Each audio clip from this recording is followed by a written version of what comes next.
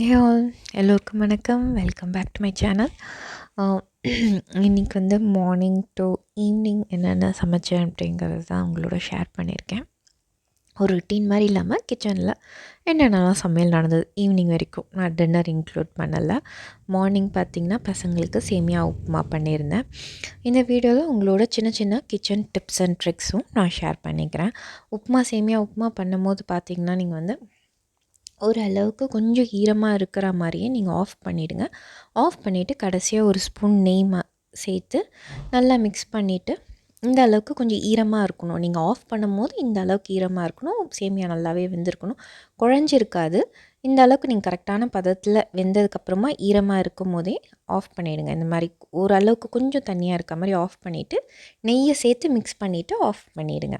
அப்படி பண்ணும்போது நீங்கள் வந்து ஒரு 10 நிமிஷமோ இல்லை ஒரு 1/2 ஹவர் கழித்து நீங்கள் சாப்பிட்டா கூட 1 ஹவர் கழித்து சாப்பிட்டா கூட சேமியா உப்புமா வந்து திருப்பி உதிரி உதிரியாக தான் இருக்கும். நீங்கள் ஒரு 10 நிமிஷம் கழித்து சூடு ஆறுனதுக்கப்புறம் கூட உதிர்த்து விட்டுட்டு டிஃபன் பாக்ஸில் போட்டு வச்சுட்டா நீங்கள் வந்து ரொம்ப 1/2 ஹவர் 1 ஹவர் எப்போ மத்தியானம் எடுத்து சாப்பிட்டாலும் நல்ல உதிரி உதிரியாக நல்லாயிருக்கும்.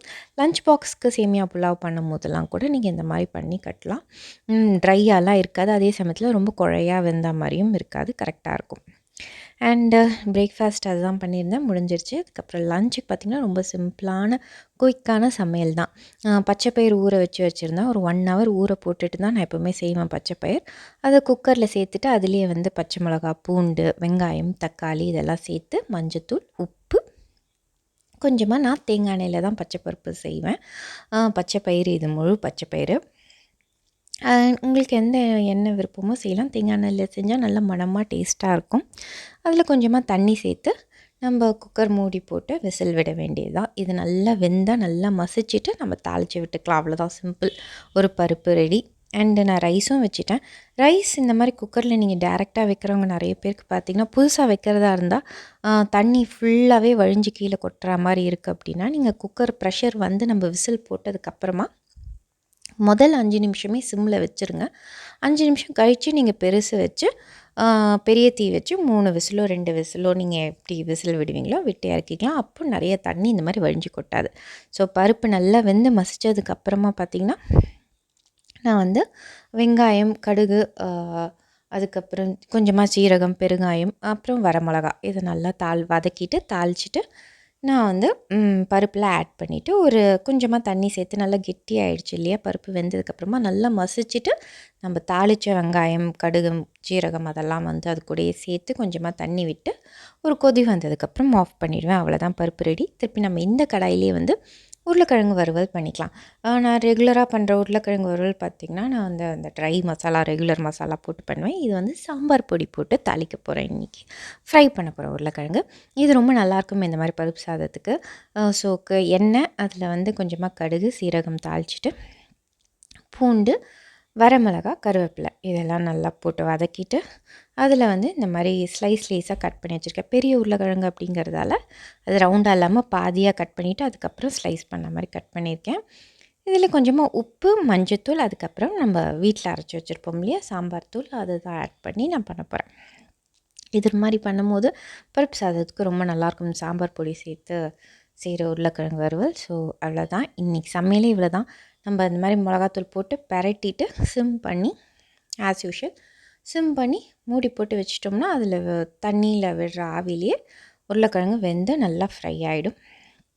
ரொம்ப நல்லாயிருக்கும் இந்த 2 காம்பினேஷன். ரொம்ப குயிக்கான ஒரு லஞ்ச் ஃபிக்ஸ்.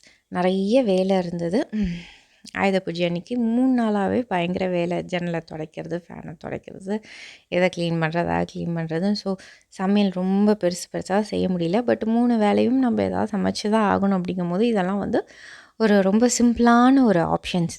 பருப்பு சாதம் பண்ணுறது, ஒரு உருளைக்கிழங்கு பண்ணுறது. ஆக்சுவலி வீட்டில் காயெல்லாம் வாங்கிட்டு வந்து வச்சோம். நான் இன்றைக்கி உருளைக்கிழங்கு தான் பண்ணேன். ஏன்னா எனக்கு அடுத்து சீக்கிரமாகவே பெருக்கி தொடச்சிட்டு நான் குளிச்சுட்டு வந்து சமையல் பண்ணி வச்சுட்டு திருப்பி சின்ன சின்ன வேலைகள் இருந்தது. பூஜை சாமான்லாம் திருப்பி கொஞ்சம் கழுவி வச்சுட்டேன் நேற்றே. பட் அந்த ஷெல்ஃப் அரேஞ்ச் பண்ணுற வேலைலாம் இருந்தது. ஸோ வேகமாக சமையல் பண்ணி அதை பண்ணிவிட்டு வந்துட்டேன். இது ஈவினிங் பூஜை போடுறதுக்கு முன்னாடி நெய்வேத்தியத்துக்கு பொரிக்கடலை, அப்புறம் பழங்கள் இதெல்லாம் வைக்கிறது இல்லாமல் நம்ம வீட்டில் பண்ணி ஒரு நெய்வேத்தியம் வைப்பியா, அதுக்கு வந்து இன்றைக்கி இந்த பாலாடை பிரதமம் வாங்கியிருந்தேன். நான் வந்து மேக்ஸிமம் ரெடிமேட் தான் வாங்குவேன். நான் அந்த பாலாடை வந்து நான் அந்த இதில வீட்ல பண்ணுறதெல்லாம் கிடையாது. அரிசி அரைச்சி வாழை இலையில தடவி நம்ம அதை ஸ்டீம் பண்ணி எடுத்து அந்த மாதிரி நான் பண்ணது கிடையாது. இது வந்து பாயசம் ரெடிமேட் மிக்ஸ் நான் உங்ககிட்ட காட்டினது. இது ரொம்ப நல்லாயிருக்கும் இது.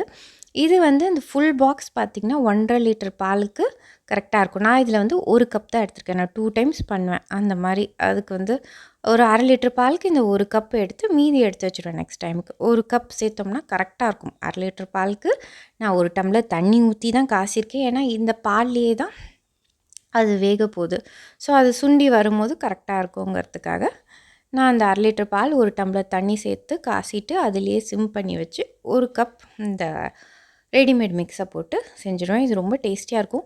இது வந்து வெல்லம் சேர்த்து பண்ண ஃப்ளேவர் கிடையாது. இது வந்து சர்க்கரை சேர்த்து பண்ண ஃப்ளேவர் தான். பட் ஸ்டில் இது ரொம்ப நல்லாயிருக்கும். நம்ம வீட்டில் பண்ணுறதா இருந்தால் அந்த பாலாடை பிரதமம் பார்த்திங்கன்னா இங்கே வந்து அந்த அரிசி குட்டி குட்டி அந்த பிட்டு மட்டுமே தனியாக இதே மாதிரி விற்குது பேக்கெட்டில் ரெடிமேடாக. நம்ம அதை வாங்கி குக்கரில் ஒரு விசில் 1 டம்ளர் பால் 1 டம்ளர் அந்த அரிசி இது துண்டுக்கு வந்து நீங்கள் வந்து 1 டம்ளர் பால் அந்த மாதிரி விட்டு 1 டம்ளர் தண்ணி 1 டம்ளர் பால் விட்டு குக்கரில் ஒரு விசில் வச்சு எடுத்து அதுக்கப்புறம் நம்ம காய்ச்சின பால் ஊற்றி வெல்லம் கரைசல் ஆட் பண்ணி பண்ணிக்கலாம். அதுவும் நல்லாயிருக்கும். அதுதான் வந்து ஒரிஜினல் ரெசிபி. இது வந்து ப்ரீமிக்ஸ் ரொம்ப டேஸ்ட்டாக இருக்கும். ரொம்ப பிடிக்கிறவங்க இதை நீங்கள் வாங்கி ட்ரை பண்ணி பாருங்கள். அதுக்கப்புறம் வீட்டில் பூஜை போட்டாச்சு. இன்றைக்கி மண்டே சரஸ்வதி பூஜை அன்றைக்கி எங்கள் வீட்டில் தான் நடந்தது. டின்னர் ரொம்ப சிம்பிளான டின்னர் தான். தோசை தான் இருந்தது. அதனால தான் ஷூட் பண்ணல. உங்களுக்கு இந்த வீடியோ அண்ட் குவிக் ரெசிபீஸ் சின்ன டிப்ஸ் இதெல்லாம் பிடிச்சிருந்தா கண்டிப்பாக சப்ஸ்கிரைப் பண்ணி சப்போர்ட் பண்ணுங்கள். தேங்க்யூ.